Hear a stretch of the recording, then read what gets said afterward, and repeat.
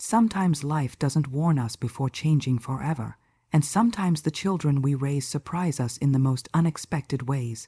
This is the story of the day I asked my son when the wedding was, and my new daughter-in-law looked at me and said, "We got married yesterday." A sentence that broke me and healed me in ways I never imagined. Margaret Turner speaks in a calm, seasoned voice, the kind that carries decades of life, love, and lessons. She begins by saying she never thought she'd live long enough to call herself an 80-year-old woman, yet here she is, standing in the same little house she once filled with the laughter of a young family, now echoing with memories more than footsteps.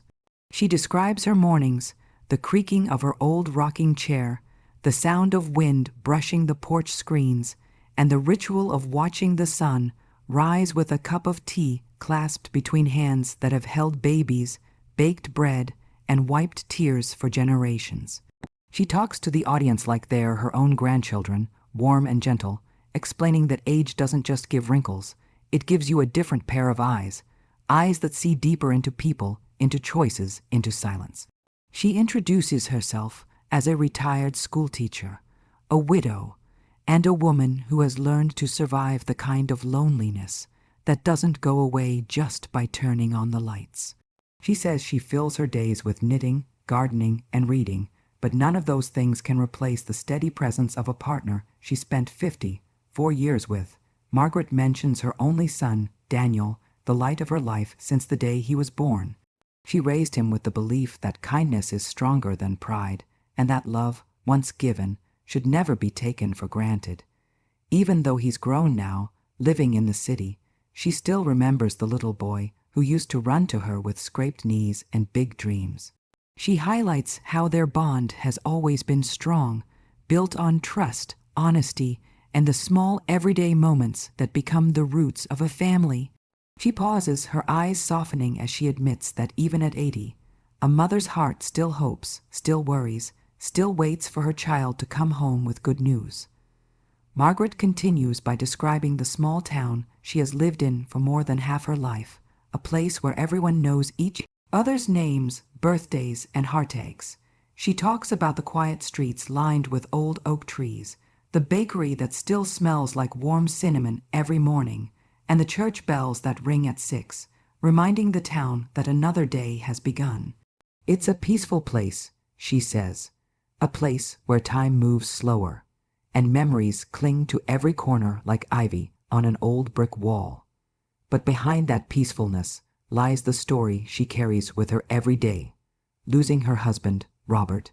She explains how life changed the day he passed, how the world didn't feel like the same world she had lived in for decades. She remembers waking up the next morning to a silence she couldn't recognize, a silence that felt heavier than grief itself. She describes sitting at the kitchen table, staring at his empty chair, realizing that some absences echo louder than any sound. Margaret tells the audience how she tried to fill the void with routines. Every morning, she waters the roses Robert planted for her 20 years ago, talking to them like old friends. She still visits the farmer's market, even though she isn't buying for 2 anymore. And she keeps his coat hanging on the wooden hook by the door, not because she expects him to wear it again, but because taking it down would feel like letting go of another piece of him.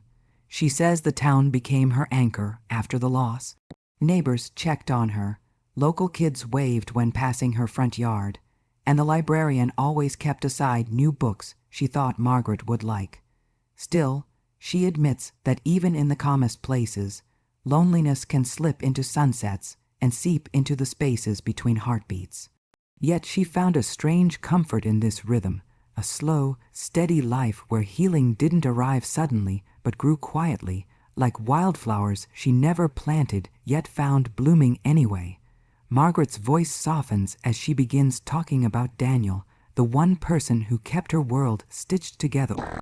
Even when everything else felt like it was unraveling, she describes him not just as her son, but as the heartbeat that kept her moving after Robert passed. From the moment he entered her life, she says, Daniel carried a gentleness that felt older than his years.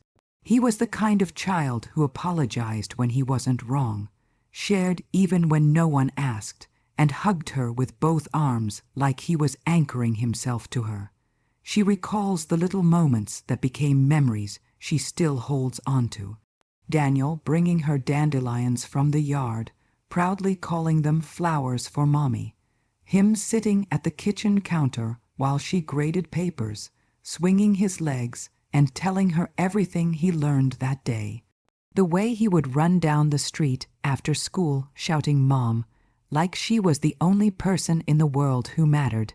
She laughs quietly, remembering how he used to fall asleep with his head on her lap during thunderstorms because he believed her heartbeat could calm the sky. As he grew older, their relationship shifted but never weakened. Daniel talked to her about his fears, his dreams, the pressures of adulthood, and the loneliness he sometimes carried but didn't show others. Margaret describes how he always called her on Sunday evenings, even after moving to the city. Those calls became her favorite part of the week. Just hearing his voice, knowing he was safe, knowing he still needed her in some small way. She explains to the audience that she gave him everything she had, not because she had to, but because loving him felt like the most natural thing she was ever meant to do. He was her son, her pride, her reminder that even the hardest years could still produce something beautiful. And she trusted their bond so deeply that she believed nothing could shake it. Not time, not distance, not even the quiet changes she began sensing in him over the past few weeks. Margaret smiles softly as she begins to confess a dream she has carried in her heart for years, a dream that grew right alongside Daniel. She admits that ever since he was a little boy running around in grass-stained jeans, she imagined the day she would watch him stand at the altar, nervous and handsome, waiting for the woman he loved to walk toward him. She describes how the idea of Daniel's wedding wasn't just a ceremony to her. It was a symbol of continuation, a reassurance that life would keep moving forward through the next generation. She talks about how she always pictured herself helping him choose the flowers, fussing over decorations, and arguing playfully about which cake flavor would please the guests. In her mind, she was already practicing the moment she'd hold his hand before the ceremony and whisper, "Your father would have been so proud of you," imagining the way his eyes would soften just like Robert's used to. She imagined inviting the entire town, the same people who watched Daniel grow up, the people who would cry with her, laugh with her, and clap when the couple said, "I do." Margaret recalls how she used to sit in her rocking chair on quiet evenings, picturing a backyard filled with fairy lights, soft music, and the warmth of family all around. She imagined dancing with Daniel at the reception, laughing when he tried to mimic his father's clumsy dance steps. She imagined welcoming a daughter-in-law with open arms, teaching her family recipes, sharing stories about Daniel's childhood, and finally feeling like the house was full again. She explains that this dream wasn't just about celebration. It was about healing, connection, and the sense of belonging she had been missing since Robert passed. A big wedding to her meant a chance to fill the empty chairs, to bring joy back into the home, and to feel like her family was expanding instead of shrinking. She held on to that dream quietly, tenderly, believing that one day, when Daniel found the right girl, she would finally see it come to life. Margaret shifts her voice slightly, lowering it the way someone does when they begin speaking about a feeling they can't fully explain. She says that a mother always notices the smallest changes, even when her child thinks they're hiding things well. And with Daniel, those changes began like faint cracks, subtle, almost invisible at first, but growing deeper as the days passed. She recalls how his Sunday calls became shorter, how his laughter felt forced, and how he suddenly found reasons to avoid talking about his personal life. She remembers asking him simple questions like, "How's work?" and "Are you eating properly?" only to receive distracted, half-hearted answers. He would pause too long before responding, or he'd clear his throat like he was trying to swallow words he didn't want her to hear. She noticed how he started calling late, sometimes canceling altogether, saying he was tired or busy. That wasn't like him at all, and it made her chest ache with a quiet worry she didn't know how to voice. Margaret explains that she tried not to push him, reminding herself that children grow, that their lives become complicated, that they face things their parents can't always understand.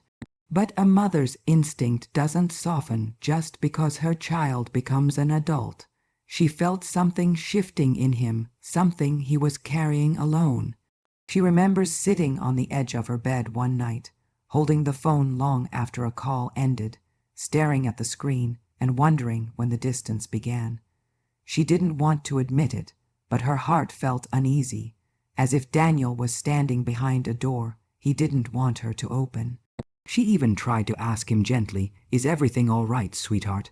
But Daniel only smiled, a tight, practiced smile, and changed the subject. That smile told her more than his words ever could. It told her he was hiding something, something big, something heavy enough to make him avoid the one person who always understood him without needing explanations. Margaret leans forward slightly, as if inviting the audience closer, and begins to talk about the moment she first heard the name Lily. She remembers it clearly because Daniel mentioned it so casually, almost slipping it into a conversation as though he didn't want her to notice. But of course, she noticed. A mother notices everything. The name lingered in her thoughts long after the call ended, blooming like a small spark of hope that maybe her son had finally found someone special. She explains how, over the following weeks, Daniel would mention Lily here and there. Nothing too detailed, always brief, as if he was choosing his words carefully. "She's nice," he'd say, or "we had dinner." Simple statements, but each one carried a quiet tone that made Margaret curious. She started replaying their conversations, trying to piece together who Lily was. Was she shy? Was she kind? Did she make Daniel laugh? Did she understand his gentle heart the way a mother would hope a future daughter-in-law would? Margaret admits she tried to ask more about her, but Daniel always kept his answers short, sometimes even changing the topic. The more he avoided the subject, the more her curiosity grew. She wasn't suspicious, just eager. Eager to know the woman who might become part of their family. Eager to see if Lily carried warmth in her voice, or kindness in her manners, or softness in her eyes. She describes evenings when she would catch herself imagining Lily's personality based on the little crumbs of information Daniel left behind. Maybe Lily loved books. Maybe she worked long hours. Maybe she made Daniel feel safe. Margaret even wondered what she looked like. Did she have the type of smile that made others want to smile back? Did she have a calm presence or a lively one? As days passed, that curiosity mixed with a quiet longing. Margaret confesses she wasn't just interested, she was hoping. Hoping that Lily might be the person who would bring Daniel closer again, the person who would fill their family with new laughter, the person she could welcome into her life with the kind of love only an aging mother still dreaming of a full home could offer. Margaret describes the moment with a voice that trembles with both excitement and the kind of nervousness only a mother can understand. It was a Wednesday afternoon, she recalls, a quiet day like any other. She was folding laundry, slowly, carefully, when the phone rang. Seeing Daniel's name on the screen always brought a small smile to her face, but that day, something in her heart fluttered even before she answered. She had no reason, no clue, just a strange little stirring inside, as if her mother's instinct knew something was about to shift. She picks up the phone and hears Daniel exhale, the kind of breath people take right before saying something important. His voice was gentle, but carried a weight, a hesitation that made Margaret freeze with her hands still on a towel she hadn't finished folding. Then he said it, plain, simple, but filled with meaning. "Mom, I want you to meet someone today." For a moment she forgets to speak, Her mind races, her heart thumps faster than it has in years. She tries to sound composed, asking, "Oh, who's that?" Even though she already knows the answer. Daniel pauses, and then she hears him say the name she'd been turning over in her mind for weeks. Lily. Margaret describes the warmth that spread through her chest at that moment, something bright and hopeful, like sunlight breaking through clouds. She asks Daniel when they'll be coming, but before he can respond, she's already mentally straightening cushions, checking the cookie jar, imagining what Lily might like to drink. She tries not to show her excitement, masking it behind a casual tone, but inside she feels like her heart is doing little flips. She tells the audience that she spent the next hour preparing the house as if royalty were visiting, dusting corners she'd already cleaned, warming up the living room with fresh flowers, and reheating her special apple pie. And yet, beneath the excitement, there was a quiet tremor in her chest, a small whisper of fear she couldn't quite name, because moments that begin with, "I want you to meet someone," often lead to life-changing chapters, and she sensed, deeply, that this meeting would be one she would remember for the rest of her days. Margaret explains how the moment she hung up the phone, her entire house seemed to come alive with a kind of nervous, bubbling energy she hadn't felt in years. She moved from room to room with a purpose she couldn't hide even if she tried. Every step felt quicker, lighter, almost like she had turned back into the younger version of herself, the one who used to prepare the house before Robert came home from long trips. Except this time, the guest wasn't her husband, but possibly the girl who might become her future daughter-in-law. She admits, half laughing, half blushing, that her mind immediately jumped to one possibility. Maybe Daniel was finally ready to announce something big, something official, something life-changing.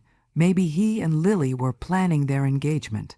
Maybe today was the day he wanted his mother's blessing.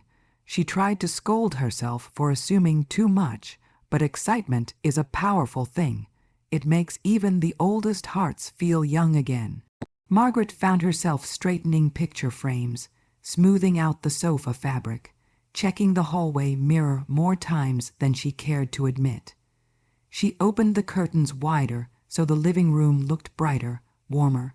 She polished the old wooden table Daniel used to do his homework on, thinking how meaningful it would be if he sat there with his future wife by his side.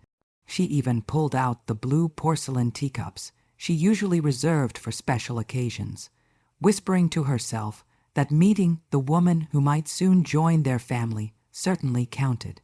As she worked, her thoughts ran wild in the sweetest way, imagining Daniel slipping a ring onto Lily's finger, imagining a wedding filled with music and laughter, imagining being introduced as the groom's mother, in a room full of smiling faces. She imagined Lily calling her Mom someday, imagined helping her plan the ceremony, imagined holding her first grandchild's tiny hand in the not-so-distant future. All these hopes wrapped themselves around her heart as she fluffed pillows and reheated her apple pie. She felt nervous, excited, and strangely emotional, because deep inside she believed that Daniel bringing Lily over wasn't just a simple visit.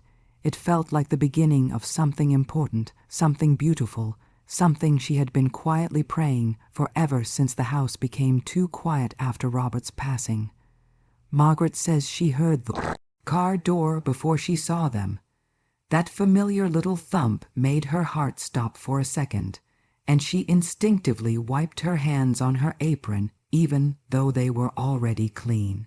She moved toward the front door, but slowly, trying to seem calm, composed, like she wasn't practically trembling with anticipation on the inside.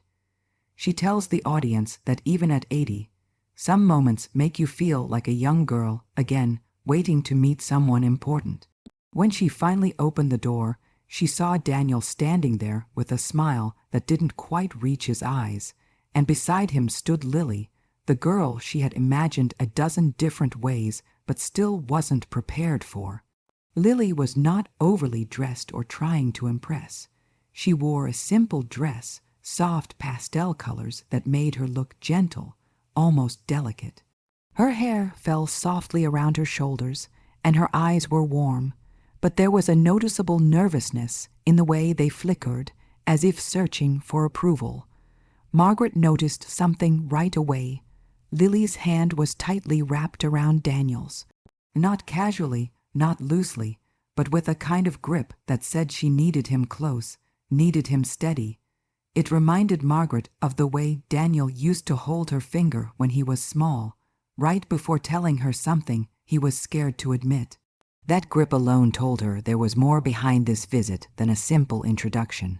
She welcomed them inside with the warmest smile she could muster, her voice soft but bright.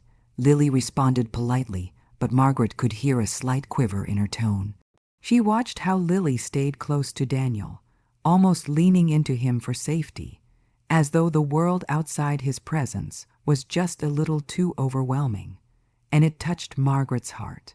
She saw sincerity in Lily's timid smile, a quiet sweetness in the way she looked around the house, admiring it without saying too much. Margaret, guiding them to the living room, felt like leading them into a new chapter of her life. She caught Daniel giving Lily reassuring glances, squeezing her hand gently, as if silently telling her everything would be all right. And Margaret, ever the observant mother, found herself noticing every tiny detail, the way Lily's shoulders relaxed when Daniel sat beside her, the way she exhaled softly as if relieved to be welcomed, and the way her eyes held both fear and hope at the same time. In that moment, Margaret didn't need a formal introduction to understand that this girl mattered deeply to her son. Lily's nervousness didn't make her seem weak. It made her seem real, human, someone who had her own story, her own battles, her own reasons for clinging to Daniel's hand the way she did.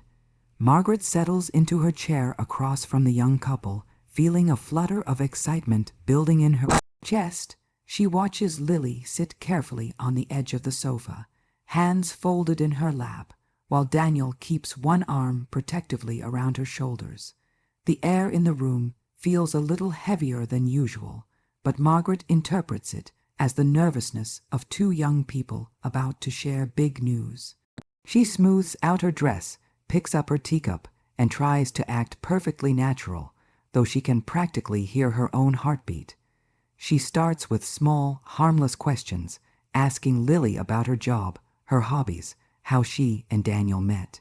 Lily answers politely but hesitantly, her voice soft and delicate, like someone trying not to misstep. Daniel keeps watching her as if checking whether she's all right, offering encouraging nods, squeezing her knee gently now and then. Margaret notices it all, her heart warming at how protective he is, how connected they seem. It's the kind of closeness she always hoped her son would find someday. But as the conversation lingers, Margaret feels her anticipation growing stronger, like a kettle slowly reaching its whistle. Her mind circles back to the assumption she's been holding onto all day, that this visit is more than an introduction, that the ring might already be in Daniel's pocket, that they are simply waiting for the right moment to say it. So, in the most casual, cheerful tone she can muster, she leans forward slightly and asks the question she has been holding on to with giddy hope. So, she says with a warm smile, "When's the wedding?" The words leave her mouth lightly, almost playfully, as if she's merely teasing them. But inside, she's bursting with excitement. She imagines Lily blushing, Daniel grinning, the two sharing a look before making the big announcement. She expects laughter, maybe even tears of joy. She expects celebration. But instead, the room falls into a sudden, unexpected stillness. Lily freezes for a moment, her breath catching mid-inhale. Daniel tenses beside her, his hand stopping on her knee. And Margaret, still smiling, senses something shift in the air, something unspoken, something fragile, just seconds before the truth begins to break through. Margaret says the silence that followed her question didn't feel normal. It wasn't the shy, playful kind of silence she expected from a young couple caught off guard. It was heavier, tighter, as if someone had gently pressed pause on the entire room. She watches Lily's fingers tighten around each other, her shoulders stiffening the way someone braces themselves before delivering news they're unsure will be received kindly. Lily's eyes lower to her lap, and for a moment Margaret notices the way her throat moves in a small, shaky swallow. Daniel tries to speak first, opening his mouth slightly, but no words come out. He glances at Lily with a quiet desperation, like he's silently asking if she wants to say it or if he should. Lily inhales deeply, but even her breath trembles. Margaret, still holding her teacup midair, slowly sets it down. She leans forward a little, not worried, not suspicious, just confused by their reaction. And then, in the softest voice, barely above a whisper, Lily finally forces the words out. "We actually got married yesterday." The phrase hangs in the air like something delicate and explosive at the same time.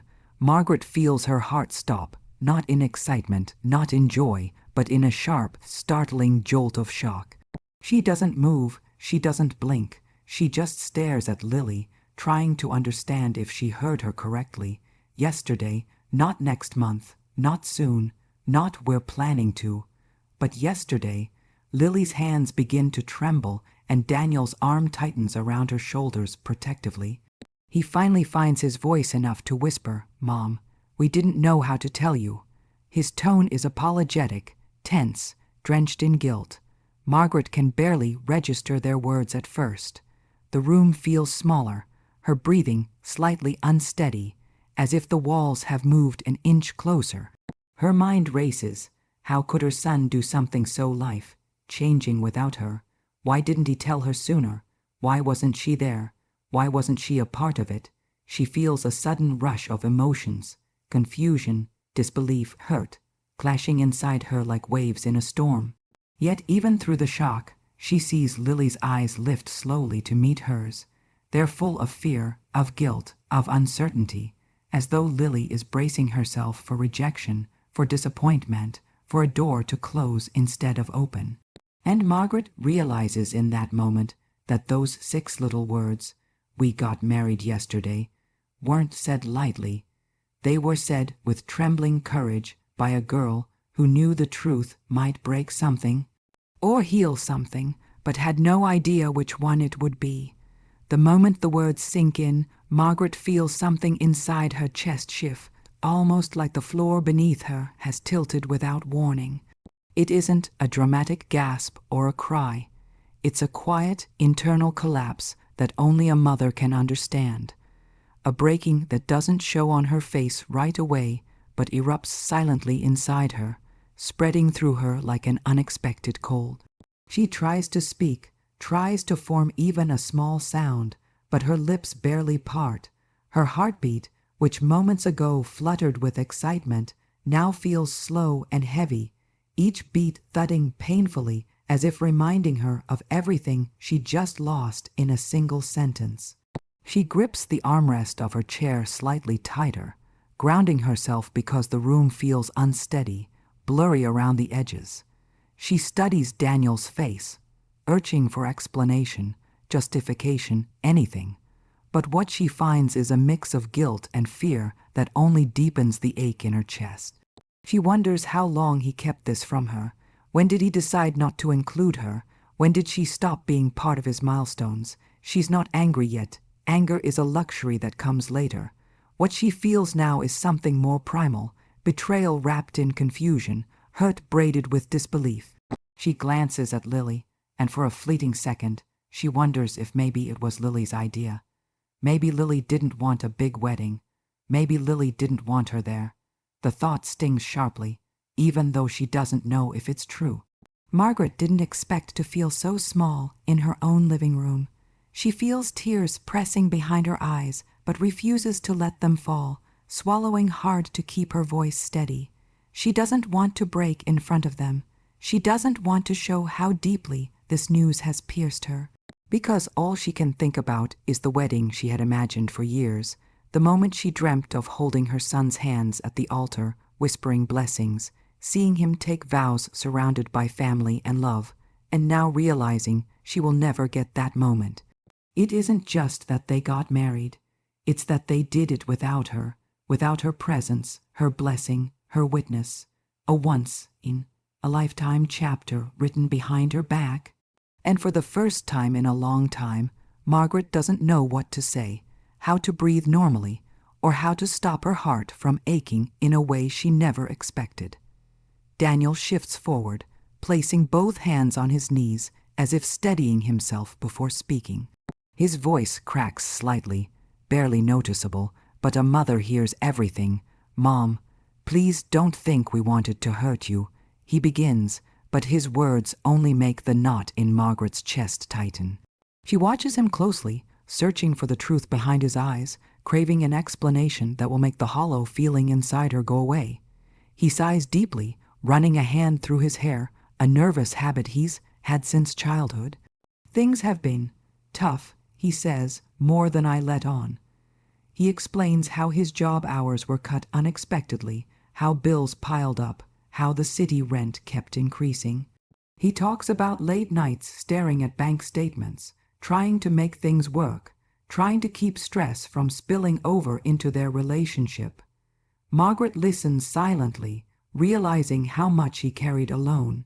Lily looks down, folding her fingers tightly together as Daniel continues. "We wanted to save for the future, for something real, something stable, and a big wedding." He hesitates, glancing at Margaret. "A big wedding costs money we don't have. Money we didn't want you to spend either." That part lands heavily in Margaret's heart. She feels a sharp sting, not from insult, but from the idea that her son thought she would see helping him as a burden. She opens her mouth slightly, wanting to tell him she would have given anything, just to stand by his side on that day. But Daniel speaks before she can. "I know you'd offer. I know you'd try to make it happen. That's exactly why we didn't tell you." His voice trembles with guilt. "We didn't want you to feel responsible. We didn't want you digging into your savings, stretching yourself, trying to give us something we didn't need." Margaret closes her eyes for a moment. She suddenly understands the secrecy, the short calls, the evasion, the hesitation. It wasn't distance out of neglect. It was distance out of fear, fear of disappointing her, fear of adding pressure, fear of making her carry a weight that wasn't hers. Then Daniel's voice softens even more. "We thought eloping was the simplest and kindest option, just a small ceremony at the courthouse. No fuss, no stress, no financial strain. We told ourselves we'd explain it to you in a way that wouldn't hurt." He swallows hard. "But standing here now, I realize we should have trusted you more." Margaret sits there absorbing everything, feeling the conflict twist inside her, the part of her that aches from being excluded and the part that aches because her son struggled silently, thinking he was protecting her. Margaret sits perfectly still, but inside, her thoughts spin like leaves caught in a sudden gust of wind. She hears Daniel's explanation, every word of it, and though the logic makes sense, the emotional wound still pulses like something fresh and tender. She feels torn in two directions. One part of her aches with betrayal, the sting of knowing her son made a milestone decision, one of the biggest of his life, without wanting her there. And another part of her, the deeper, quieter part, tries desperately to understand the choice he made, the fear he carried, the burden he thought he was sparing her from. She looks at Daniel and sees not a grown man making independent decisions, but the little boy who used to confide in her about monsters under his bed, who believed she could fix anything just by holding him. And now that same boy is sitting across from her as a man who didn't think she could handle the truth. That realization cuts deeper than she wants to admit. It's not the marriage that hurts her, it's the idea that he didn't trust her with his struggles, his fears, his plans, his future. Her eyes shift to Lily, who sits small and quiet beside Daniel, her hands fidgeting nervously. Margaret can sense Lily's guilt too, the way her shoulders tense, as if she's holding her breath, waiting for judgment, for anger, for rejection. And Margaret, being who she is, feels a tug of empathy. She recognizes fear when she sees it. She recognizes someone who has learned to brace for disappointment. Margaret's heart twists painfully. She wants to be angry. She wants to demand why they chose secrecy over honesty, why they robbed her of a moment she dreamed about for years. But at the same time, she feels a softness rising beneath the hurt, a maternal instinct urging her to breathe, to listen, to see the situation beyond her own heartbreak. She knows life isn't simple. She knows love sometimes grows in the shadows of hardship. She knows young couples often make decisions out of fear, not selfishness. She knows, too, that people don't hide things because they don't care. Sometimes they hide things because they care too much, afraid of disappointing the ones they love. Margaret's emotions pull her in opposite directions, one side wounded, the other compassionate. And in that quiet, complicated space between those feelings, she realizes she has a choice to make. Not out loud, not yet, but within herself. A choice about whether she will cling to the pain, or try to understand the hearts of the two people sitting in front of her, trembling and vulnerable in their own ways. Margaret draws in a slow breath, and for a moment she isn't looking at Daniel or Lily. She's looking somewhere far beyond them, into the quiet corners of her own heart. She doesn't say this out loud, but she feels it rising inside her with an ache so familiar it almost startles her. Ever since Robert passed, life has felt like a series of shrinking circles. The family she once stood in the center of has gotten smaller, quieter, emptier with each passing year. And now, hearing that Daniel married without her, she feels that circle tighten again, pressing in on her in a way that steals her breath. She doesn't want to admit it, not even to herself, but a fear begins whispering at the edges of her thoughts, a fear she has fought for years. The fear of being left behind, forgotten, overlooked, just, not needed anymore.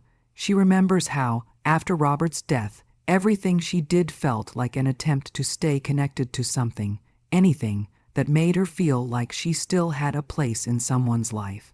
Daniel became that anchor. His calls, his visits, his updates. They were the threads holding her together when loneliness crept into her bones. And now she wonders, in a painful flicker of doubt, if this is the beginning of her watching from the sidelines as Daniel builds a life without her. Not intentionally, not cruelly, but naturally, because that's what happens when children grow, marry, move on. It's what life does. But knowing that doesn't make the sting any softer. She feels her throat tighten as she thinks about the empty chair at the dinner table, the quiet nights when she sits on the porch alone, the echoes of laughter that used to fill the house when Robert and Daniel were both there. She imagines Daniel and Lily creating a world of their own, a world she won't be part of unless invited, a world that could so easily drift away from hers if she isn't careful. It isn't jealousy. It isn't possessiveness. It's fear, fear rooted in love, in loss, in age, fear that this marriage, done without her, might be a sign of the distance to come, fear that she will stand on the outside of her own son's future, watching him move forward while she stays behind in the quiet little home that's felt too big for one person ever since the day Robert's laughter faded from its walls. She sits there, trying to steady herself, trying to breathe past the memory of all the times she's already lost pieces of her life. And she wonders, trembling inside, whether this is yet another moment where she will have to learn how to accept being left out of the moments that matter most. Margaret recalls the evening unfolding slowly, gently, like a quilt being pulled into place stitch by stitch. The house was warm with soft conversation, quiet laughter, and the clinking of dishes as they cleared the table together. It wasn't dramatic, it wasn't planned.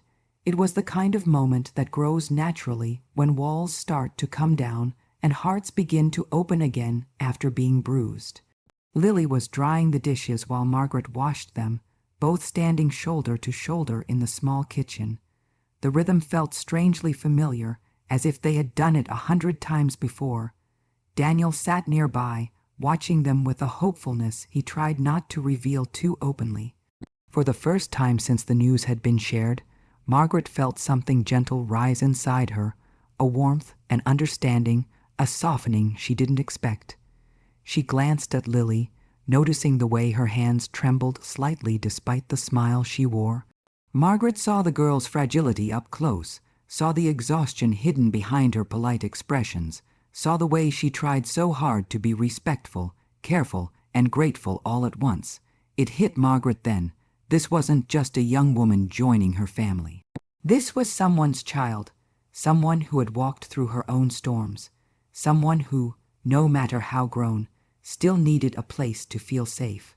When Lily accidentally dropped a spoon and flinched, far more than a simple clatter warranted, Margaret's heart tugged sharply. Without thinking, she gently placed a hand on Lily's back and said softly, "It's all right, my dear. Don't worry." Lily froze for a second, not used to comfort offered so easily. She looked up, eyes shining with a fragile mixture of surprise and something that looked dangerously close to relief. And then it happened, naturally, unstoppably, without ceremony. Margaret said her name with a tenderness that wrapped itself around the room. "Come here, my daughter," she murmured as she handed Lily a towel, her voice steady but filled with a depth even she didn't anticipate. Lily blinked, stunned. Her lips parted slightly, but no sound came out. Her eyes reddened instantly, as if someone had just opened a door she didn't know was locked inside her. Daniel's head snapped up, his breath hitching with emotion he couldn't hide. The word daughter settled between them like a blessing, like a healing, like a bridge long overdue. It wasn't rehearsed. It wasn't deliberate. It was instinct, a mother's instinct expanding, shifting, making space where space hadn't existed before. Even Lily's posture changed. Her shoulders dropped, her breath steadied, her body softened, as though she had finally been allowed to exhale the fear she'd been carrying since she stepped into the house. Margaret sits in her rocking chair later that night, the house quiet again, but somehow no longer as lonely as it used to feel. The kitchen still carries the faint scent of dinner. The hallway echoes with the memory of laughter that had filled it just moments ago, and her heart feels fuller than it had in years. She leans back, fingers laced together in her lap, and allows herself to replay the evening. Every nervous smile, every hesitant word, every fragile step toward understanding. She reflects on how the day started with joy, turned sharply into heartbreak, and slowly, gently unfolded into something beautiful she never saw coming. She thinks about Lily's trembling voice, Daniel's guilty explanations, her own quiet tears she hid behind steady breaths. She had every reason to stay wounded, to cling to the shock of being left out of her son's biggest decision. But somewhere between the shared meal and the shared emotions, something shifted inside her, something she didn't expect. She realizes that life doesn't always hand you the moments you imagined. Sometimes it hands you something rougher, messier, more complicated, something that forces you to grow in ways you thought were meant only for younger people. At 80 years old, she didn't expect to learn new forms of love, new kinds of forgiveness, or new meanings of family. Yet here she is, feeling all of it like someone half her age, her heart beating with a mixture of old pain and new hope. Margaret thinks about Lily, about how fragile she looked when she first walked in, how heavy her silence felt, how deeply she longed for acceptance, even if she never said it aloud. And Margaret realizes that maybe she wasn't the only one afraid of being left out. Maybe Lily, too, carried a lifetime of feeling like she didn't belong. Maybe they were both waiting for someone to reach out first.